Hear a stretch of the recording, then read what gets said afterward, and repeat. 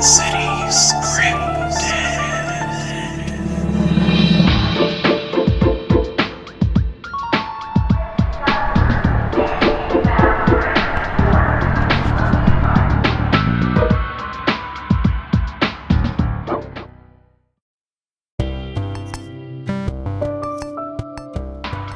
Alright, let's kick things off with, I'm going to talk about the tale of the cursed curb.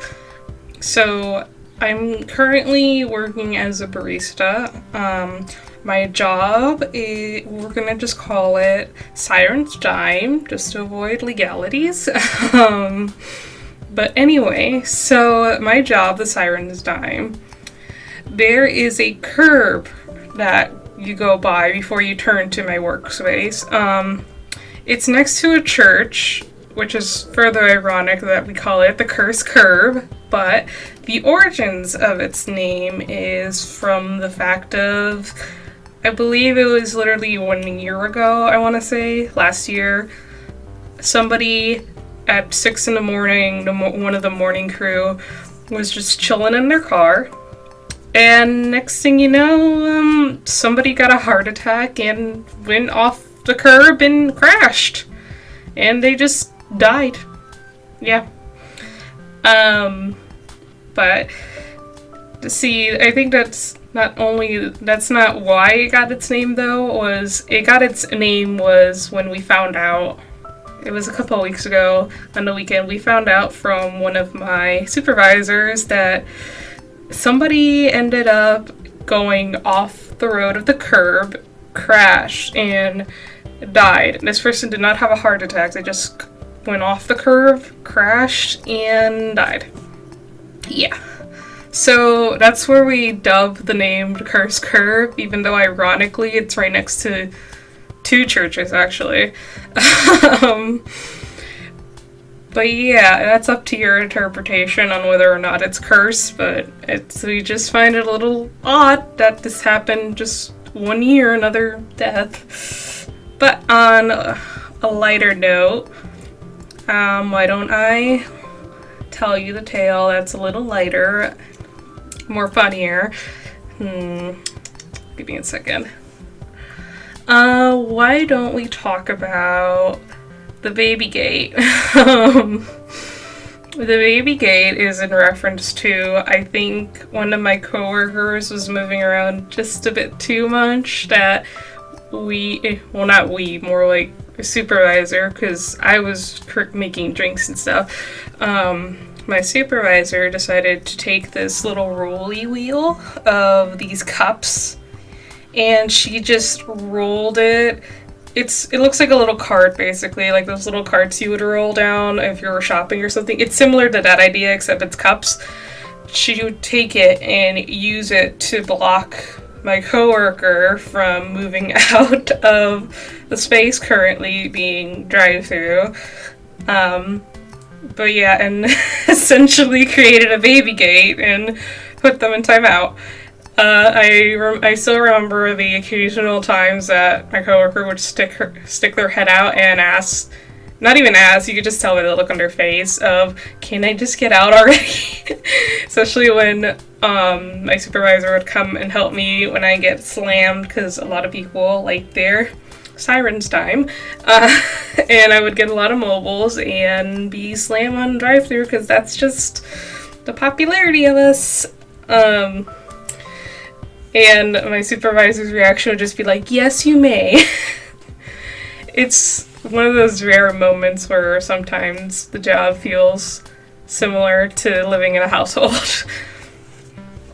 I'm trying to think what other story I could come up with that's a little lighthearted, not as morbid, even though I am a fan of morbid. One last one, I think. At least for now, because I have to go to the Siren's Dime since I'm closing tonight. There was this one time where I was closing, and we close early on the Sundays due to lack of business at night, which makes sense. But I was closing with one of my coworkers who is much younger, and she is a total sweetheart, I'm gonna be honest. She is a sweetheart. Sometimes a little rambunctious, but nothing wrong with that. I asked her to mop the floors while I was helping clean up and put things back and things of that nature. I noticed that she was flinging around the mop stick a lot. And I told her, like, hey, be careful, you don't fling it around too much or you might accidentally whack me or whack your... As soon as I said that, not a moment too soon, I just hear a loud... like a loud... and I just watched her smack her head against the mop stick on accident. It was one of those rare moments where I just busted out laughing and I thought I was going to fall to the floor and she was upset with me. It just gave me flashbacks to when my niece, total sweetheart too, I love her to death, but she can be a little rowdy, and one of those moments she decided to... We have this stool, it looks similar to, it looks like a bar stool, but the only difference is it has wheels and it could go like up and down and adjust, like similar to like, I guess a gaming chair, I don't know.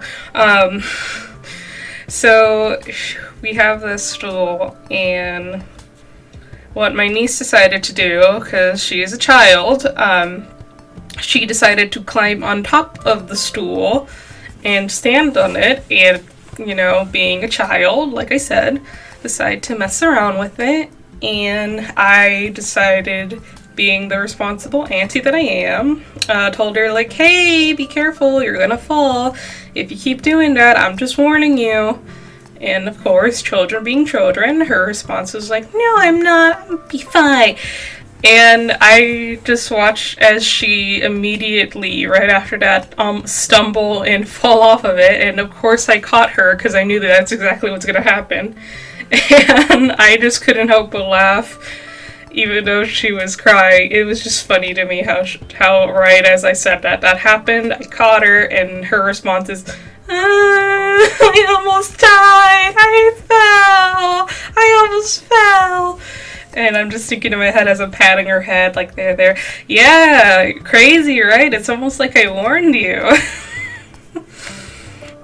I mean, again, it is almost like I warned her. Crazy how these things work. But anyway, I think that's gonna be all for my first episode. I'll come back again, make some more when I come up with more tales and less stuttering. I do apologize, and less so ideally. But yeah, I hope you guys enjoy it, and I will see you guys in the next one.